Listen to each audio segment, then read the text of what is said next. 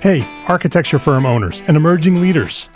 Get ready for unparalleled insight into the development of a world-class architecture firm and a worldwide organization driving the digital transformation of the design and construction industry. With Build Smart, the podcast that's changing how our profession operates. We share the incredible stories behind innovation in the building industry with my friend and co-host, Patrick McLaney, FAIA, former CEO of the international architecture firm, HOK. You know, Yamasaki's office or firm lasted during his lifetime. And when he passed away, I think that was the end of the Yamasaki office. Helmut did not want that. He wanted a firm that would live out and grow beyond the founders. In Season 1, discover the untold stories behind HOK's meteoric rise, from 150 employees in St. Louis to a powerhouse with over 1,900 staff members and 27 offices worldwide. You know, they weren't as polite as the Kojima people. That was just boom. And anytime you have a creditor, whether it's Kojima or the bank, that wants their money, unless you can raise money someplace else, you are out of business. Bankrupt. And hold on tight for Season 2, where Patrick takes us on a new adventure as chairman of Building Smart International, shaping the future of digital transformation in the design, construction, and operation of built assets. Ian Howell, Ken Harold, and I, Ken was my technical representative from HOK. The three of us took a tour of Europe of 5 cities in 5 days.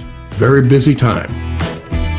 Simply follow the link in the show notes to subscribe to Build Smart now and uncover lessons that will transform you and your architecture firm.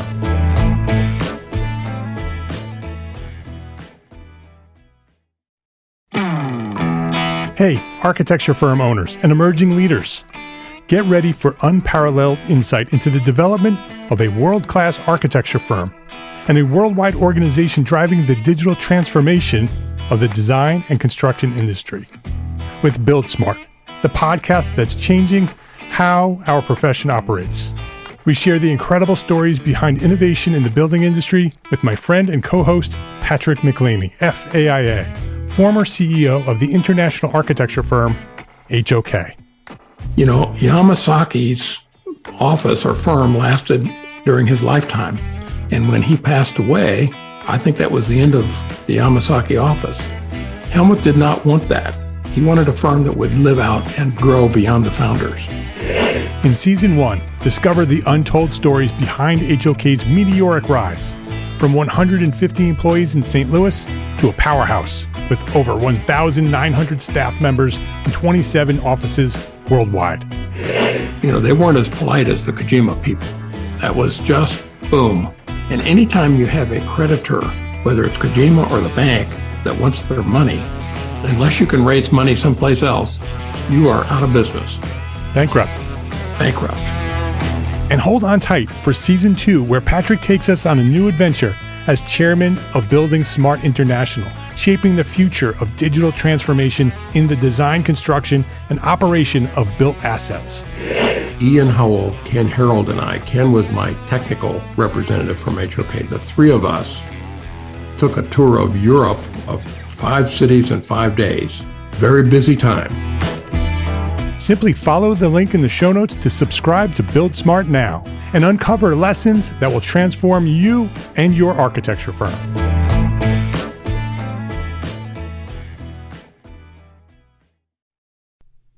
ArchiCAD is the official BIM software of the EntreArchitect community.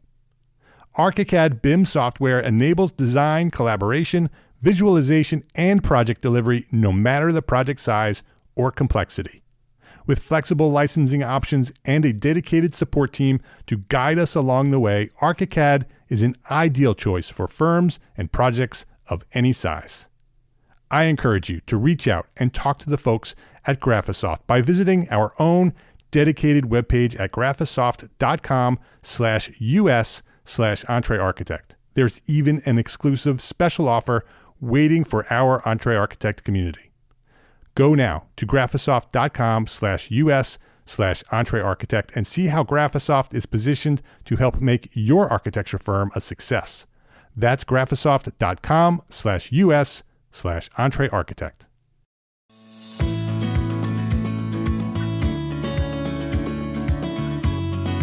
My name is Mark R. LePage, and you are listening to Entre Architect Podcast, where each week I speak with inspiring, passionate people who share their knowledge and expertise, all to help you build a better business as a small firm entrepreneur architect. Amy Stone, welcome to Entre Architect Podcast. Hello, thank you.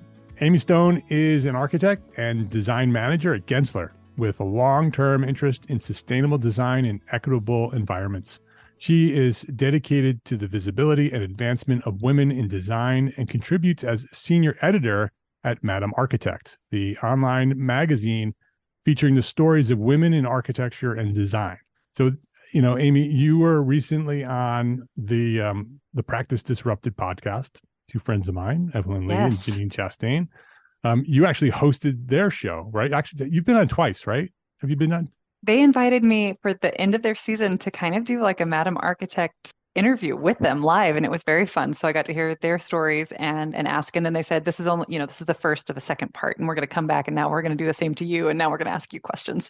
So it was very fun to be on, twice to get to know each other. Yeah, you did a great job, and we'll have a link to that episode on our show notes, so people can go listen to that episode on Practice Disrupted, because you go pretty deep into your origin story and what you do and how you do it, your role at Gensler and how that sort of impacts the world, and so we'll have a link to that, and I encourage people to go listen to it. Both episodes, really, really good conversation, and I loved you when you were hosting, being the host side, and hearing Evelyn and Janine on the guest side. It was very interesting to listen to that. So I highly recommend both of those episodes. But I would love to have you share your origin story here, about architecture and when you discovered your passion for architecture, and who and what maybe inspired you to get started in the profession. Certainly. I first just want to say thank you for having me on, and thank you for this conversation. I have been browsing podcasts for a long time, and since yours is the grandfather of them all, it definitely comes up. So I'm honored to be a part of it. To dig a little bit into my origin story, how far back do we go? I was born in Columbus, Georgia, but I feel like that has nothing to do with how I ended up in architecture, but that's where my mind goes. I was born a long time ago in Columbus, Georgia. Tell me about your childhood. I mean, because often in architects, their origin story, that does start as children because of something the way they were raised, or their parents' influence on who they are, often leads to their interest in architecture. Yes, often it does. That was definitely not the case for me, but I will tell you about my my childhood and my family dynamics a little bit, just because it is very unique. I am one of 10 children. I'm number 8 of 10 children. And so being on the kind of younger end of a family just means there's always a lot going on, a lot of people, a lot of personality, a lot to absorb, and to kind of always have that, just a lot of energy around you to tap into, to respond to.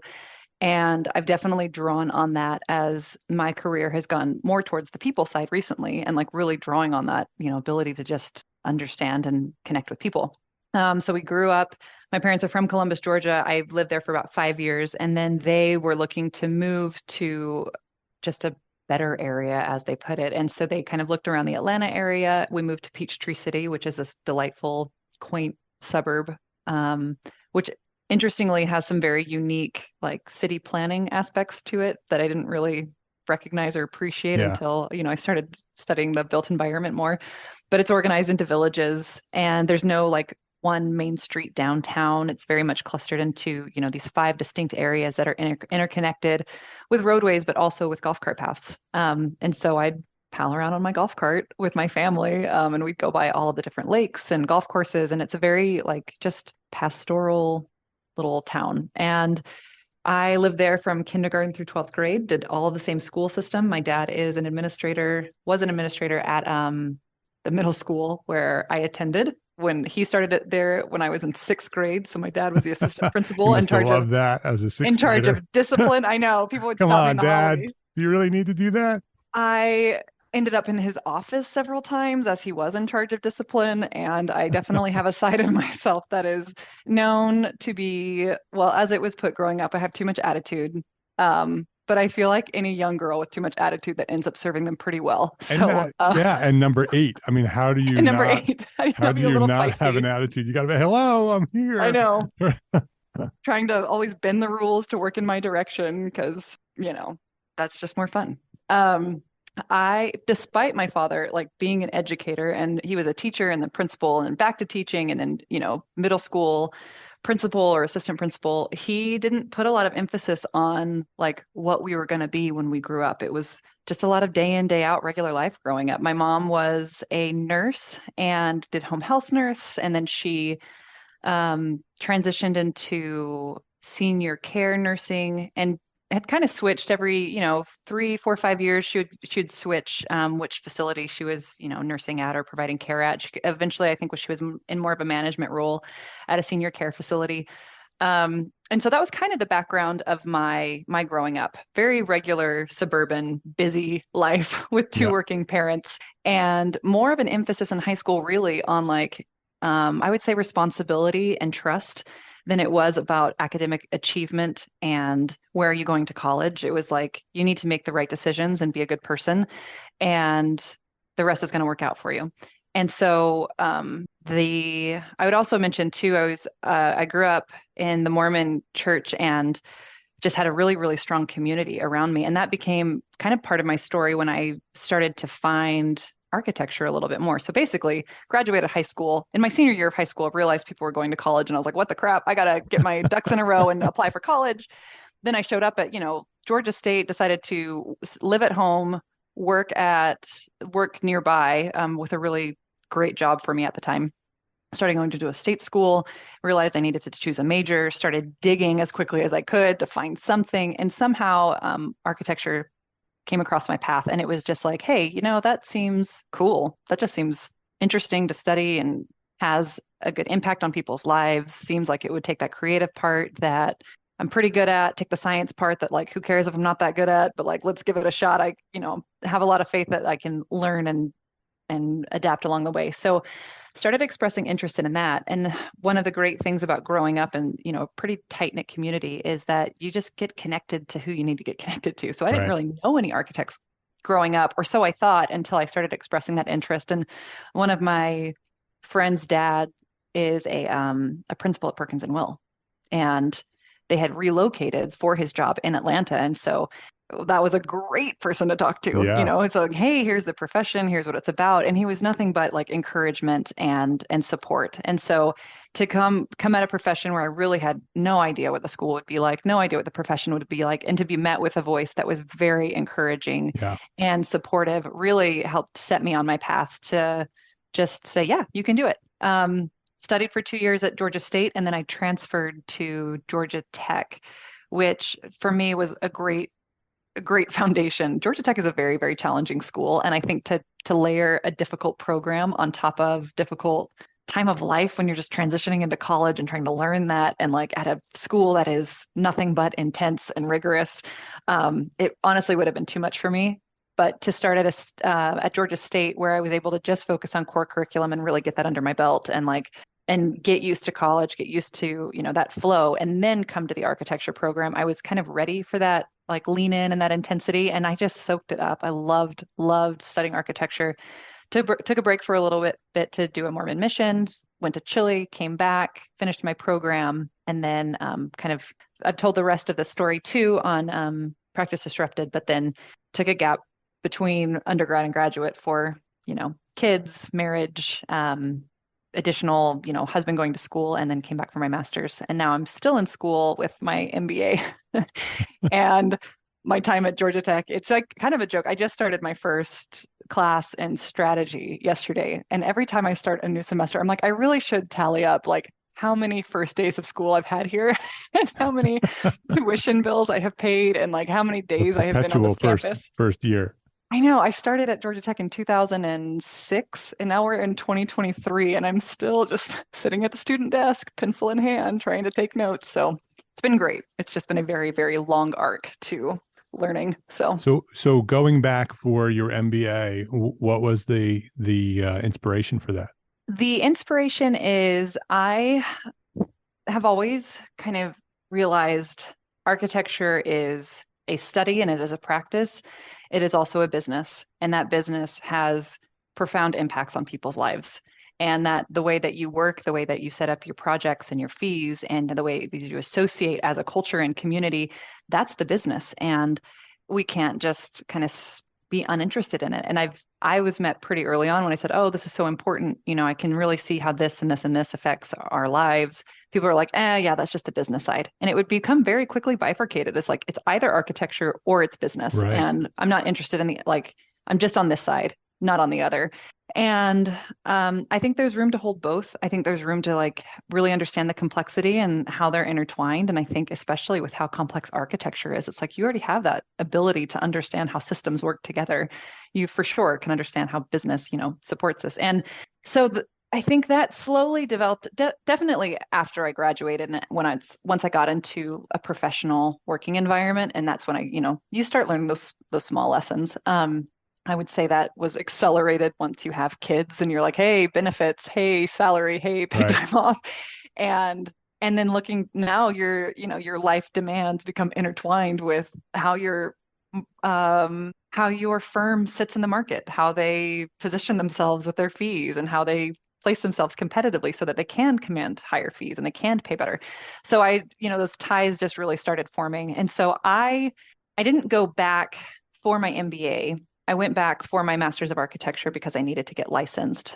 But with that interest in mind, when Georgia Tech started offering a dual degree while I was at the program, I just said, sign me up. Like, let's do that. So it's kind of the continuation of, because I enlisted in that evening MBA program, and I'm trying to slowly absorb everything while doing the balancing act of life and work on the side.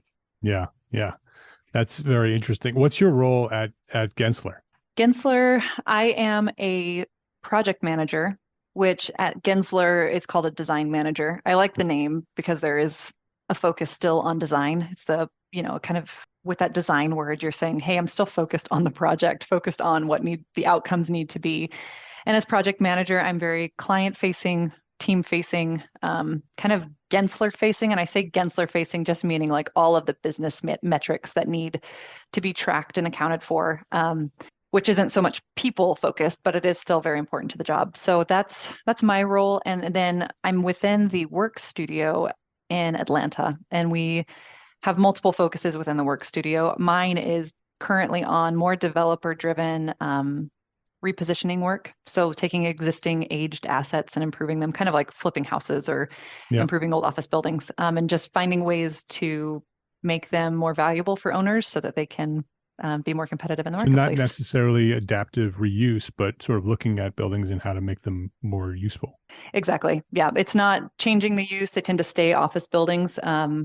But it is, in one instance, we're repositioning an existing building within a new master plan. So very old, kind of outdated, obsolete building. It could seem like it's still inhabited, but it's just like, it's not Class A office space, and they're going to build up Class A office space around them. So how do you make that existing building shine a little brighter and be a little newer and upgrade it? So that's my world on the day-to-day. That makes perfect sense. I mean, the world is changing, obviously, changing very big, very fast. The way we use buildings is changing too. And so to have a studio that's focused exclusively on sort of updating buildings to change with the way our world is changing makes complete sense. How did you get involved with Madam Architect? You are the editor. You are the senior editor and at Madam Architect. I love talking about Madam Architect. It is a wonderful platform and magazine and publication that I'm a part of. I happened upon it when I was in a gap year during my Master's of Architecture. I started for a year, and then we bought a house, and life was about as intense as it could get. I was very stressed with the load and decided, I can either burn out and hate this profession forever, or I can take a break and rebalance. Luckily, you took a break. And then continue. And so took a break, but I was still kind of plugged in to school, plugged into the peer community that I had at Georgia Tech in that program. Really great folks, great friends that I continue to be friends with and are who are doing wonderful things. So I'm glad I stayed connected. I was involved with a women in architecture group at the school, which was becoming and changed their name to Equity in Architecture, kind of trying to move away from just a singular, Right. gender inclusivity and broaden that lens. As part of that group, we went to Harvard, and there was a conference where Harvard GSD was hosting women in architecture groups from around the country. Kind of, I think it was prompted as a response at the time to like the Me Too movement, and really saying like, let's focus on women and what they need in this profession. And a lot of awareness around that at the time. So that was kind of the impetus for the convention, or conference really. So we went up, and there was Pecha Kucha style presentations. So we presented saying, hey, here's who we are. Here's what we're doing. Here's our student organization. We got to hear from several different schools. We also got to hear from people in the industry who were just doing women-focused initiatives. And Julia was one of them. And Julia Gamelina is editor-in-chief, founder of Madam Architect.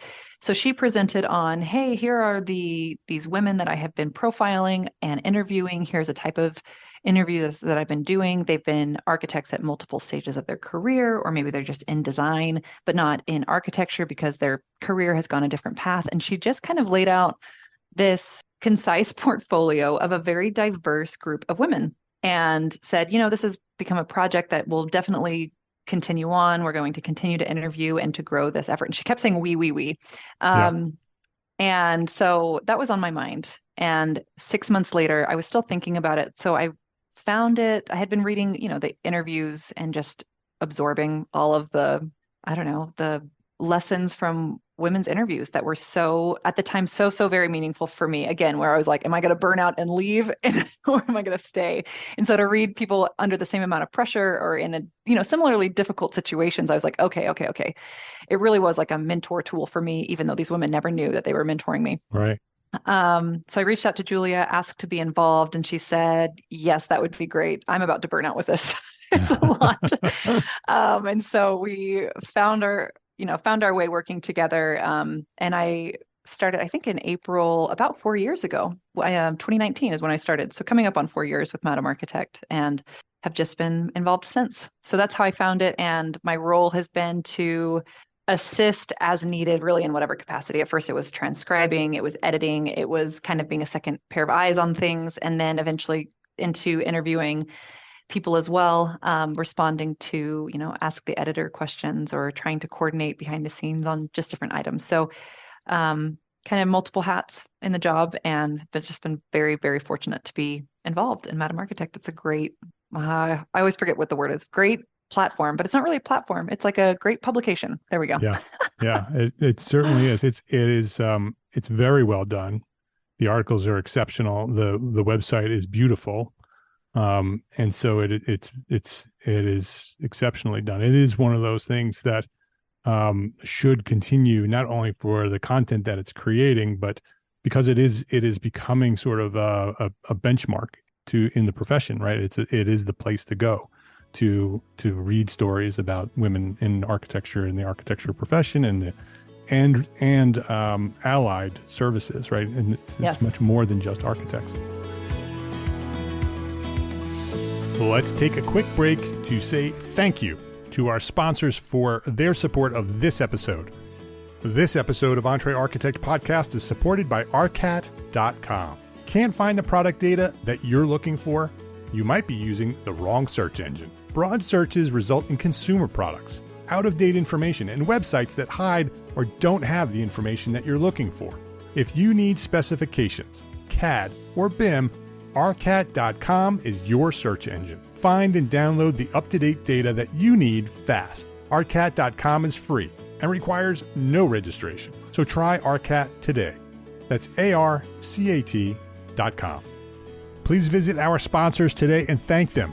Thank them for supporting you, the Entre Architect community.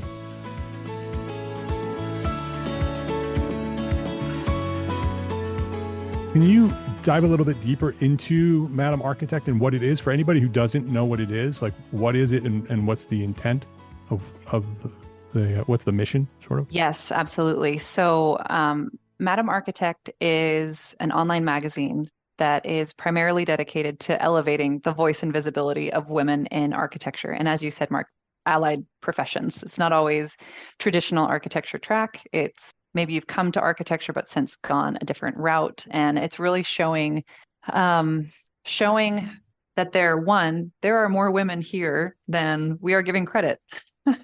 There is more to this narrative of just being a male-dominated profession. The historic narrative of architecture is very male-dominated.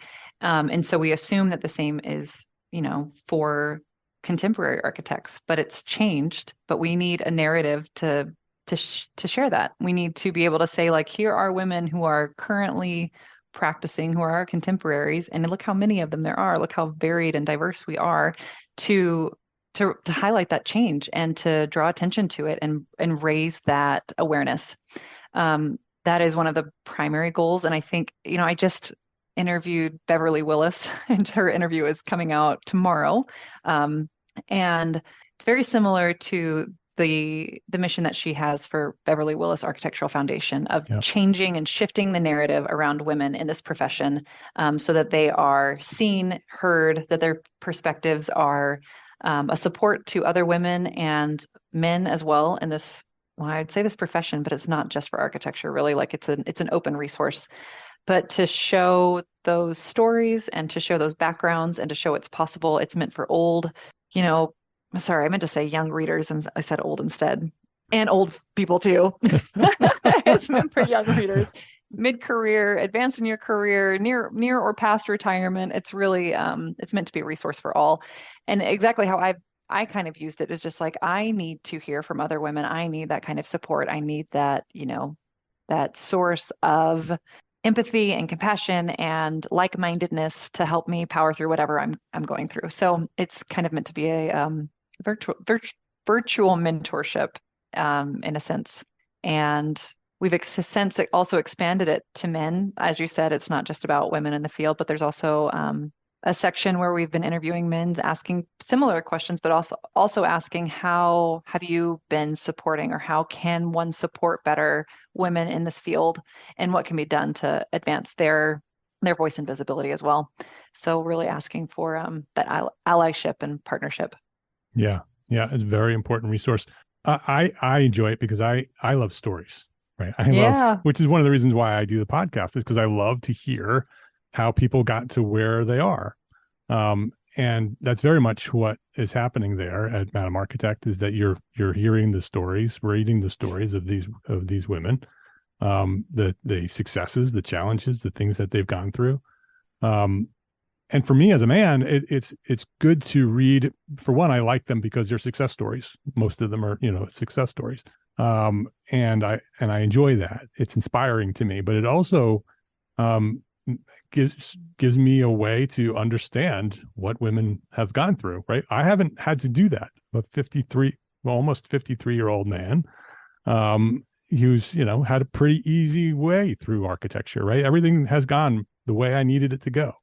I haven't had a lot of barriers in my way, and the ones that were in my way, I could easily climb over and keep moving on without much difficulty.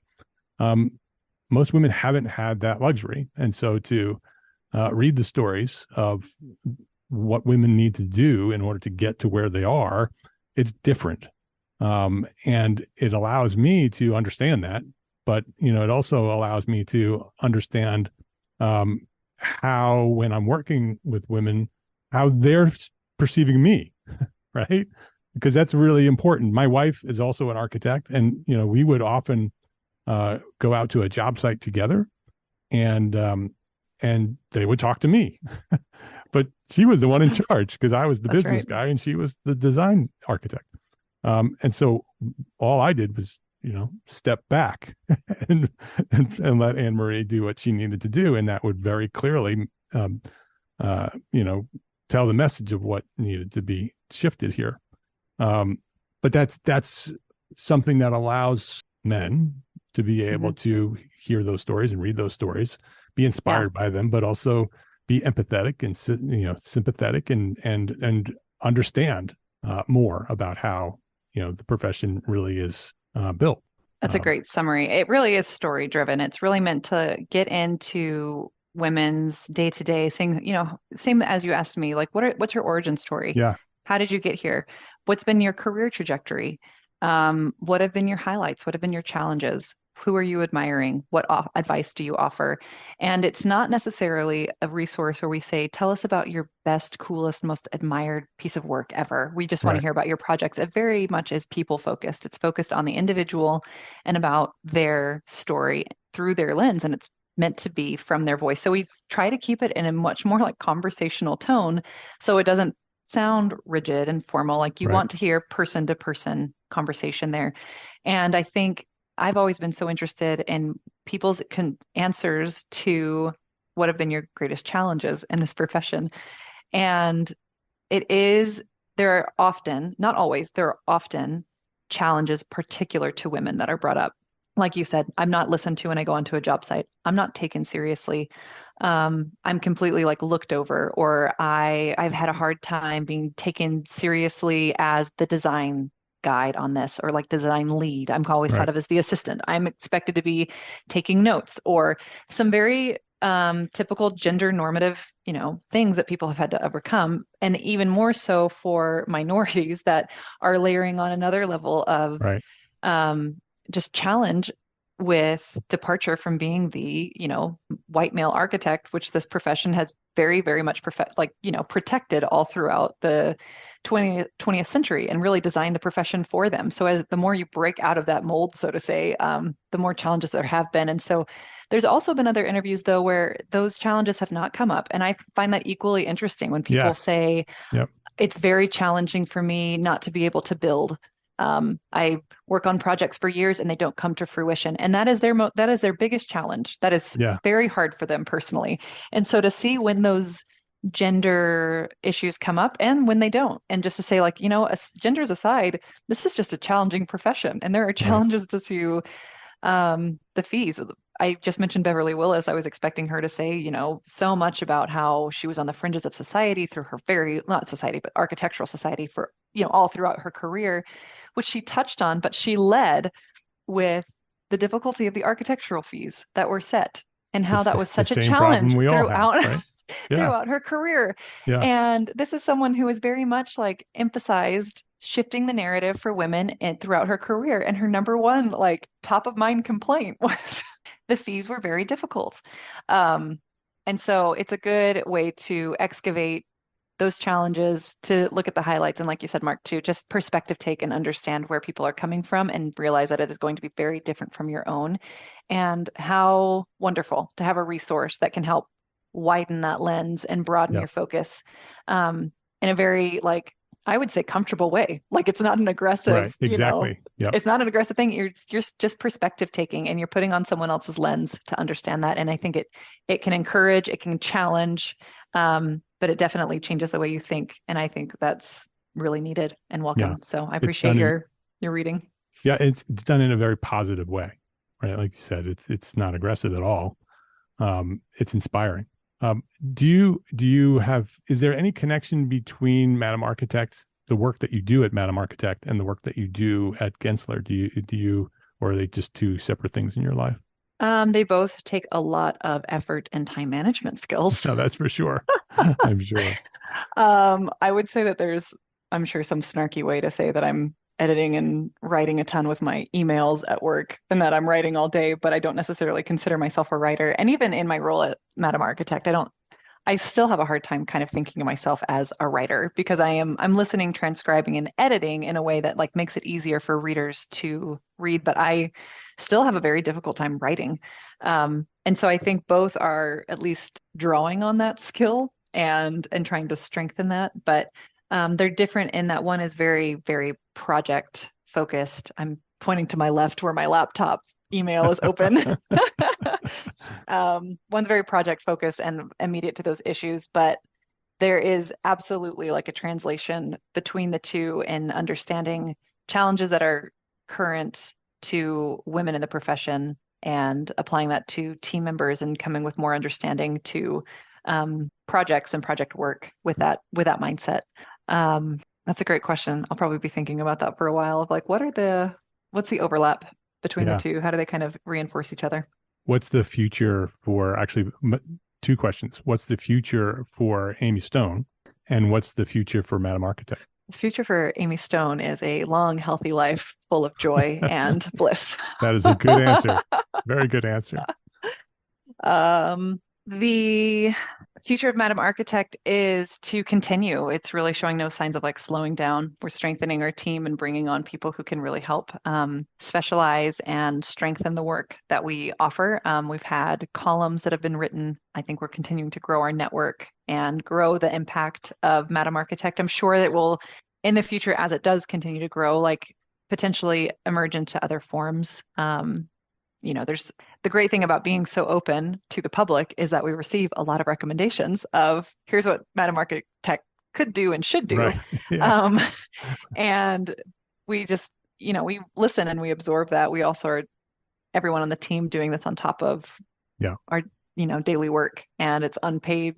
It's, on top of a long work day and then efforts applied to it. And so kind of with that perspective, it's like, there's plenty of ways that this could go. It's just a matter of how much can we apply time and resources to it to help it grow in that way. So lots of ideas, podcasts, movies, books, films, research. There's opportunities for really leveraging the network of women that are connected through this platform to connect and, potentially for jobs or for, there's just been so many different avenues thrown out, and it's intentionally kind of a slow growth in that regard so that it doesn't pivot too quickly in a way that's not sustainable. I think that's something that stays front of mind is how can we make this a sustainable effort for everyone on the team in a way that builds us up and doesn't, deplete us too much. Yeah. You can see based on the quality of what's being produced is probably a result of you sticking to that core mission. Saying, okay, this is what we do. This is how we do it. We're going to do it the best we can. And then as we have capacity and growth, that will come slowly, and then we'll make those decisions later. But what's being created today it needs to be the best it can be. And that's clear when you look at what's being produced at madamarchitect.org. So fantastic story. What, as we wrap up here, what is one thing that a small firm architect can do today to build a better business for tomorrow? What is something a small firm architect can do to build a better business for tomorrow? Well, having just started my strategy class yesterday, I'm now an expert on business strategy. But one thing we talked about just last night, which is fresh in my mind, is, having strategy is about having a competitive advantage that's sustainable over a period of time. And I would recommend that small business architects really focus on what that competitive advantage is. What is your core focus? What are you focused on? And what are the values that you have, your core assets that set you apart? And how can you be strategic and thoughtful in optimizing the energy that you put towards that? So I appreciate you saying, what you have about Madam Architect. It was like, this has been successful in this format for so long, and we do keep it pared down, and we do keep that focus. And, over time, that growth has been slower and intentionally so. We don't want to spread ourselves too thin and to explore too many formats too quickly. And so I think to stay within the areas that set yourself apart, and that where you have a competitive advantage is a focus. I always find so many parallels too between like business strategy and personal life strategy.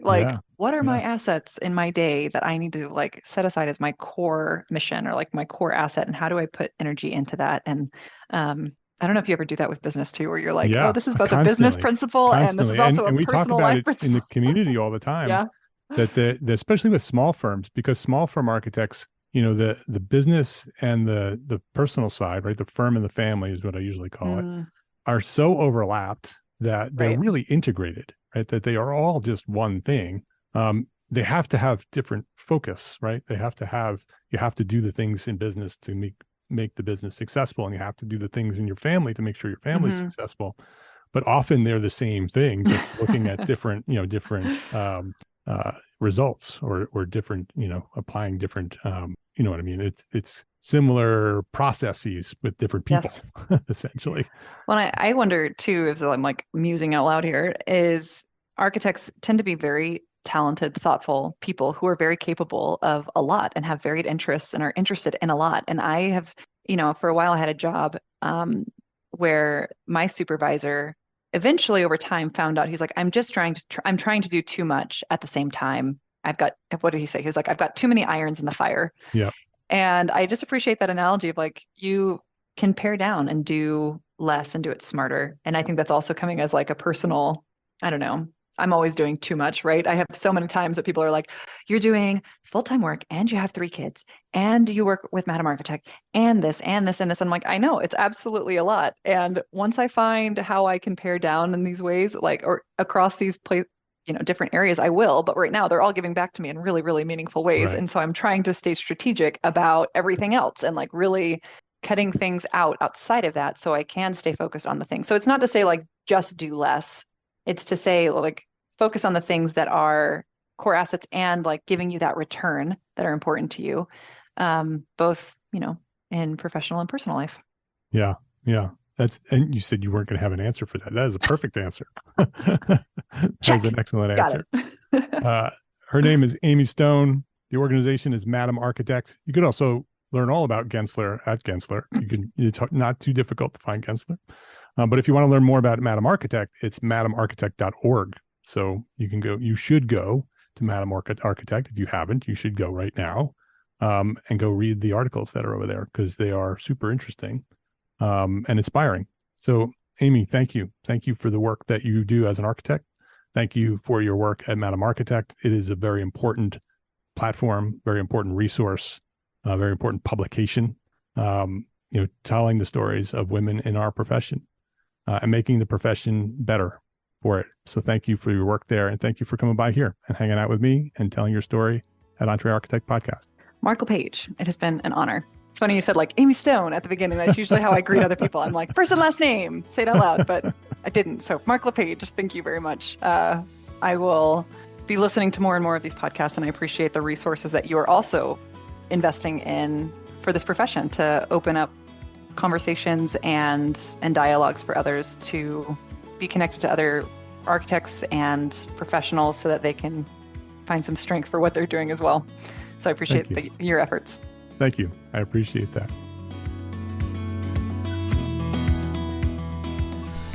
If you liked this episode of Entre Architect Podcast, please share a rating, write a review, share a link with a friend. That's how Entre Architect has grown to serve thousands of architects just like you. Please share a rating, write a review, share a link to this episode with a friend. I'd appreciate it. Links to all our sponsors and all the resources we discussed today are available at the show notes for this episode found at entrearchitect.com/podcast. Entre Architect is a member of the Gable Media Podcast Network. It's the network dedicated to architects, engineers, and construction pros. Listen and subscribe to all the shows at Gable Media at gablemedia.com. That's GABL media.com. Go check it out. We have, I think, 13 podcasts over there now. gablemedia.com. And before we wrap up, a special thank you to our partners at Graphisoft for helping our community of architects make the transition to BIM with ArchiCAD software. Go now to graphisoft.com/US/EntreArchitect and see how Graphisoft is positioning to help make your architecture firm a success. Visit graphisoft.com/US/EntreArchitect to learn more. Thank you very much for listening to this episode of Entre Architect Podcast. My name is Mark R. LePage. Love, learn, and go share what you know.